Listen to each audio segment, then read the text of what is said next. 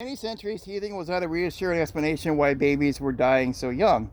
It was quite the opposite. The irritation of the gums, the failure of the teeth to break through, all this was said to upset the fragile nervous system of the child, causing severe convulsions and quite possibly death. The cause was somewhat unclear, but the consequences were not.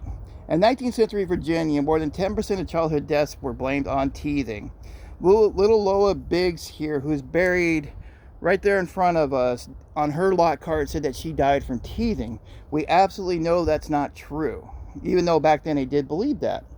In the high age of infant mortality, it made sense to blame that mortality on a logical cause, the misery the infant was clearly experiencing. But teething was not correct when the cause of death. Usually the treatment for teething, often lancing, was less than sterile and could be fatal. It caused infections and it put bacteria into the gums that swelled and eventually killed the child. In the late 1800s, teething was now a big business. There was numerous syrups which were advertised in newspapers and stores, things like that. And many parents swore by Miss Winslow's soothing syrup, for example, whose advertisements proclaimed, depending on it, mothers will give rest to yourselves and relief and health to your babies. It gave rest, but not health. It was essentially a cocktail of morphine and alcohol.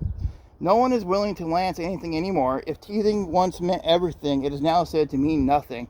Current medical literature stresses its deep insignificance. Even everything you have been told teething causes diarrhea, high fevers, lack of sleep, doctors will happily tell you that teething was not the cause. In the words of one doctor, in the violation of superstition and scientific convention, teething produces nothing but teeth. With the invention of penicillin in 1928, death from teething is very rare. That takes place, but in the Victorian period, it was a real danger.